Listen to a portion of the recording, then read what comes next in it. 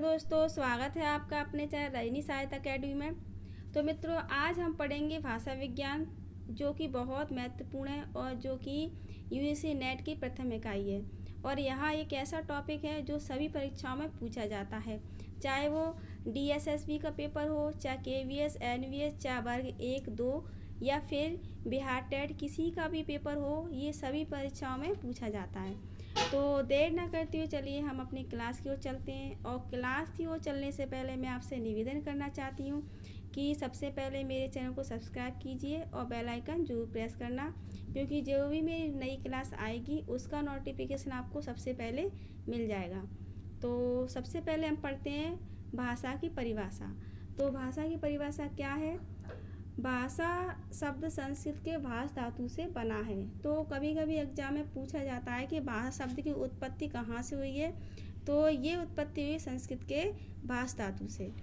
अब परिभाषा है कि जिसके द्वारा हम अपने भावों को लिखकर या बोलकर समझ सकते हैं, यानी कि भाषा एक ऐसा रूप है जिसके द्वारा हम अपने विचारों को आदान प्रदान दूसरे के द्वारा कर सकते हैं। अब इसकी परिभाषा कुछ विद्वानों ने दी है, जिसे मैंने केवल एक ही परिभाषा रखी है, बाकी की ज़्यादा इम्पोर्टेंट नहीं थी।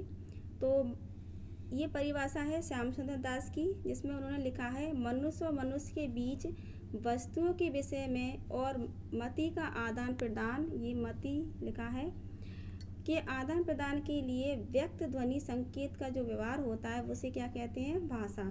यानी कि जो मनुष्य आमने सामने बातें करते हैं और जिसमें जो ध्वनि यानी आवाज़ आती है, उससे जो व्यवहार होता है उसको हम क्या कहते हैं? भाषा। अब भाषा के प्रकार भी पूछे जाते हैं कि भाषा कितने प्रकार की होती है। तो मेरे ख्याल से सभी को पता होगा कि भाषा के 3 प्रकार होते हैं, एक मौखिक, एक लिखित और एक सांकेतिक। सबसे पहले हम पढ़ते हैं मौखिक भाषा। तो मौखिक भाषा की विशेषता है, यह भाषा अस्थायी है। अस्थायी अर्थात अगर कोई भाषा हम बोल रहे हैं, मैंने बोला कि आप कोई भी वस्तु आपके पास रखी है तो वो स्थायी नहीं है। आप उसको कैसे बता सकते हैं कि उसके पास रखी है? यानी ये स्थायी रूप नहीं है, ये अस्थायी रूप लिए हुए हैं कि मौखिक कोई सत्य प्रमाणिकता नहीं बताती। उच्चारित होने के साथ ही यह समाप्त हो जाती है, यानी हमने जो बात कही है वो वहीं पर खत्म हो जाती है।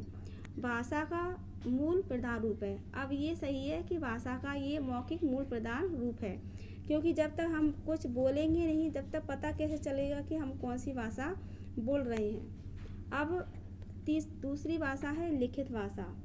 जिन अक्षरों या चिन्हों की सहायता से हम अपने विचारों को लिखित रूप में प्रकट करते हैं उसे क्या कहते हैं? लिखित भाषा। अर्थात ये क्या होती है? ऐसी भाषा होती है जिसको हम बोलते नहीं हैं, केवल हम इसको लिखकर बताते हैं सामने वाले को। जैसे पत्र लिखना, पत्रिका लिखना, कहानियाँ, जीवनी, आत्मकथा आदि को हम क्या करते हैं? लिखकर व्यक्त कर सकते हैं। अब इसकी विशेषताएं भी अक्सर पूछी जाती हैं। विशेषता है यह स्थायी रूप है। अब इसका स्थायी रूप इसलिए है क्योंकि अगर ये एक बार हमने इसको लिख दिया तो स्थायी हो गई। आपने कोई पत्र लिखा है तो आप वो आपके पास स्थायी रूप से रखा है, आप उसको प्रमाणित के रूप में बता सकते हैं कि ये पत्र आपने मुझे दिया था।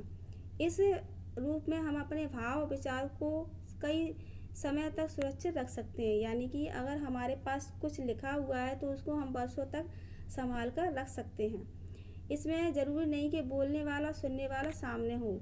यानी कि अगर आप अपने विचारों को व्यक्त करना चाहते हो तो आमने सामने ना हो तब भी हम उससे बात कर सकते हैं, जैसे कि पत्र लिखकर हम अपनी बात उस तक पहुंचा सकते हैं सामने वाले व्यक्ति तरफ। इसमें वर्णों द्वारा हम अपने विचारों को व्यक्त करते हैं। यानी कि जब ये लिखित है तो उसमें वर्णों का प्रयोग तो होना ही स्वाभाविक है। तो हम क्या करते हैं, इसमें अपने जो विचार हैं उसको वर्णों के द्वारा सामने वाले से व्यक्त करते हैं। अब है तीसरी भाषा सांकेतिक भाषा। सांकेतिक का अर्थ होता है संकेत देना। जिन संकेतों द्वारा हम अपने विचारों को व्यक्त करते हैं वो क्या होती है? सांकेतिक भाषा कहलाती है। जैसे मूकबधिर व्यक्तियों से बातचीत, यानी कि जो व्यक्ति बोलना नहीं जानता या फिर सुनना नहीं जानता, उसको हम संकेतों के द्वारा अपने विचारों को व्यक्त कर सकते हैं। जैसे कि चौराहे पे एक खड़ा सिपाही बताता है कि अब लाल बत्ती जल गई है या हरी, तो उसके द्वारा हम अपने संकेत के द्वारा हम जान सकते हैं कि ये व्यक्ति या ये सिपाही क्या कहना चाहता है। अब इसमें सबसे महत्वपूर्ण है कि इसमें व्याकरण का अध्ययन नहीं किया जाता, यानी कि जब हम सांकेतिक भाषा सीखते हैं तो उसमें व्याकरण का कोई भी औचित्य नहीं होता, वो व्याकरण से संबंधित नहीं होती। तो मित्रों, यहाँ मेरी छोटी सी क्लास थी। मेरी यह प्रयास आपको कैसा लगा आप मुझे कमेंट बॉक्स में ज़रूर बताएं। मेरी क्लास अच्छी लगती है तो लाइक सब्सक्राइब ज़रूर करें और अपने मित्रों को ज़रूर शेयर करें। धन्यवाद।